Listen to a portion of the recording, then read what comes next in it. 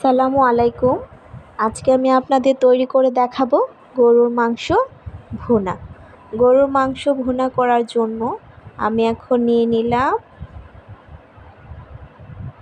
এখানে আপনাদের গোশত দেখিয়ে দিচ্ছি কতটুকু নিয়েছি। দিয়ে দিচ্ছি টেস্টিং সল্ট। টেস্টিং সল্ট দিলে গরুর গোশতটা দ্রুত সিদ্ধ হয়ে যায় এবং খেতেও অনেক ভালো লাগে, তাই আমি টেস্টিং সল্ট অ্যাড করেছি। আর প্রথমেই আমি অ্যাড করে দিয়েছিলাম 2 টুকরা দারচিনি, 5 থেকে 6টির মতো এলাচ আর 4-5টি তেজপাতা। বাস এগুলো আমি আগে অ্যাড করেছি, এখানে একটু স্কিপ হয়ে গেছে দেওয়ার সময়, আমি এখানে দিয়েছি, আপনাদেরকে দেখিয়ে দিব। আর এখন দিয়ে দিচ্ছি মরিচের গুঁড়া। মরিচের গুঁড়াটা আমি একটু বেশি দিব, কারণ আমার মরিচের গুঁড়াটা একটু ঝাল কম, আমি কালার হওয়ার জন্য একটু বেশি দিচ্ছি। আপনারা যতটুকু ঝাল খেতে পারেন সে অনুযায়ী দিয়ে দিবেন। আমি মরিচের গুঁড়াটা অ্যাড করে দিয়েছি। এখানে 2 কেজি গরুর গোশত। দিয়ে দিব এখন হলুদের গুঁড়া। হলুদের গুঁড়াটা আপনার হলুদের কালার অনুযায়ী অ্যাড করবেন। আমার হলুদের কালার একটু বেশি, তাই আমি 1.5 চামচের মতো অ্যাড করেছি। এখন দিয়ে দিব ধনিয়ার গুঁড়া। ধনিয়ার গুঁড়াটা আপনার তরকারিটাকে ঘন করে, আপনি যেরকম ঘন চান ওই অনুযায়ী ধনিয়ার গুঁড়াটা অ্যাড করে দিবেন। আমি ধনিয়ার গুঁড়া অ্যাড করে দিয়েছি, আপনাদেরকে দেখিয়ে দিলাম। গরুর গোশত পারফেক্ট হওয়ার জন্য আপনাকে বেশি সময় নিয়ে সিদ্ধ করতে হবে।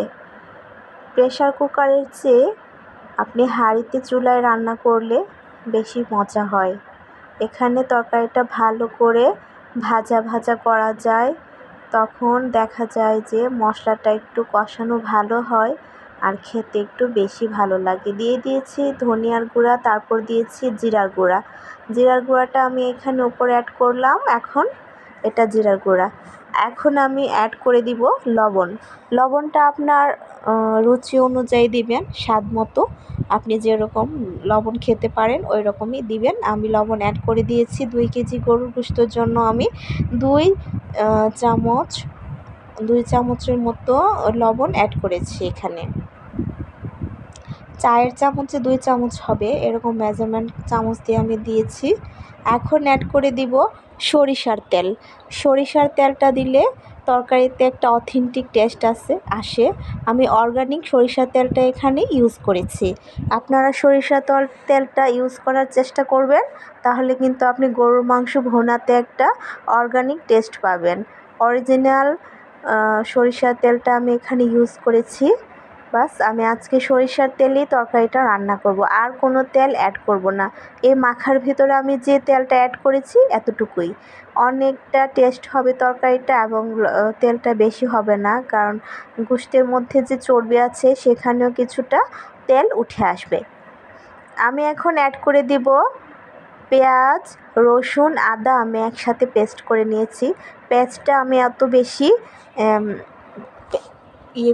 মিহি করি নাই, আমি কিছুটা আস্তে আস্তে রাখার চেষ্টা করেছি, তাহলে তরকারিতে একটা অরিজিনাল টেস্ট আসে, অর্গানিক হয়। তাই আমি এখানে কিছুটা পেস্ট অ্যাড করেছি, যেটা আমি অতটা মিহি করি নাই। আমি সবগুলা মশলা অ্যাড করে দিয়েছি। আমার তরকারিটা কীরকম হয়েছে আপনাদেরকে একটু দেখিয়ে দিচ্ছি। গরুর গোশতটা আমি চুলায় অল্প আঁচে ঢেকে 2 ঘন্টা সময় নিয়ে রান্না করেছি। ফুল 2 ঘন্টা আমি অল্প আঁচে চুলাটা রেখে ঢেকে মাংসটা সিদ্ধ করেছি। প্রতিটা গোশত একদম তুলতুলে নরম হয়েছে, খেতে হয়েছে অসাধারণ। আমি খেয়েছি, খেয়ে আমার ভিউয়ার্সদের সাথে রেসিপিটা শেয়ার করলাম। দেখেন আমার তরকারিটা কতটা পারফেক্ট হয়েছে। বেশি ঝালও হয়নি, আবার বেশি লালও হয়নি, আবার কম ঝালও হয়নি, কম লালও কিন্তু হয়নি। তরকারিটা যেমন দেখতে সুন্দর হয়েছে, খেতে কিন্তু সত্যি অনেক মজা হয়েছে।